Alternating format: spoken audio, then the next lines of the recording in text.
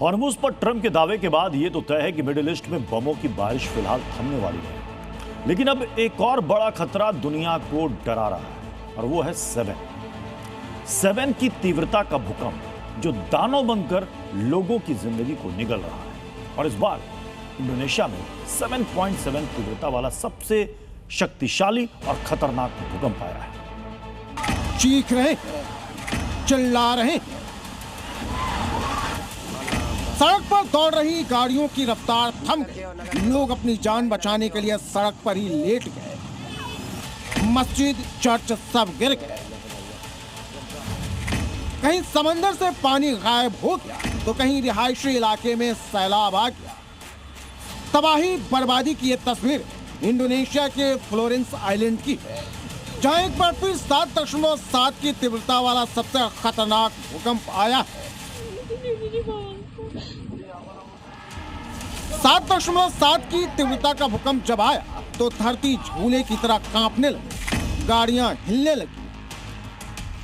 देखिए, इमारत हवा में झूल रही है, मानो कोई धक्का देकर इसे गिराने की कोशिश कर रहा है। अब इस टावर को देखिए, जिस तरह से कोई पेड़ तूफान में फंसने के बाद हिलता है, ठीक उसी तरह टावर भी जोर जोर से कांप रहा है। और इन सब के बीच लोग अपनी जान बचाने के लिए भाग रहे हैं। अब इस इमारत को देखिए, पूरी इमारत हिचकोले खा रही है।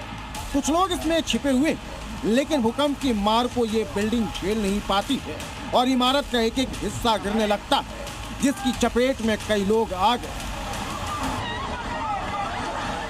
कुछ लोग अस्थायी सीढ़ी के जरिए इमारत से बाहर निकलने की कोशिश कर रहे हैं, लेकिन हिलती हुई धरती ने सीढ़ी को समंदर में उलाट दिया। सीढ़ी पर मौजूद सभी लोग पानी में गिर गए। सुबह सुबह भूकंप आने से पहले सब कुछ एकदम नॉर्मल था, लेकिन एक ही झटके में कुदरत ने ऐसा कहर बरपाया कि फ्लोरेंस आइलैंड मलबे का ढेर बन गया। भूकंप के बाद इंडोनेशिया के समंदर में एक ऐसी घटना घटी कि लोग डर गए। समंदर का पानी किनारे से अचानक गायब हो गया, पानी पीछे हट गया, जिसके कारण समुद्र तट के किनारे चल रही नावें फंस गई। वहीं इंडोनेशिया के दूसरे इलाकों में सुनामी का अलर्ट जारी किया गया है।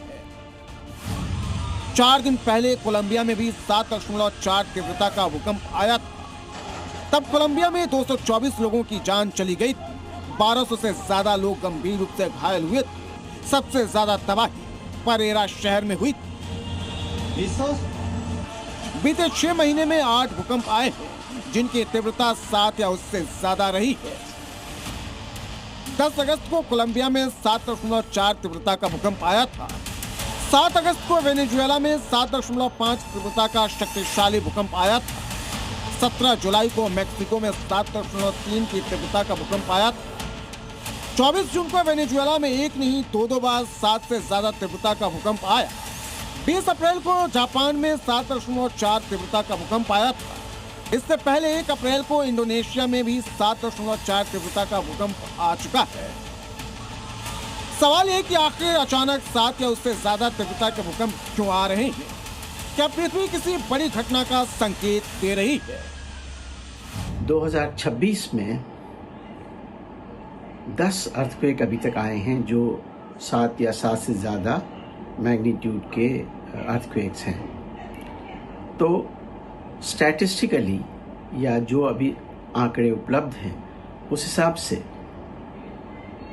जो भूकंप आए हैं वो अत्यधिक नहीं है, वो आउट ऑफ रेंज नहीं है। वैज्ञानिकों की दलील है कि भूकंप ज्यादा नहीं आ रहे हैं, बल्कि टेक्नोलॉजी के कारण इनके वीडियो और जानकारी अब तेजी से फैल रही है, जिसके चलते लोगों को ऐसा लग रहा है कि भूकंप ज्यादा आ रहे हैं। फिर भी 7 का खतरा लोगों के बीच दहशत का सबब बन गया है। अब लोगों के जहन में यही बात चल रही है कि अगला नंबर किस जगह का है। Bureau report,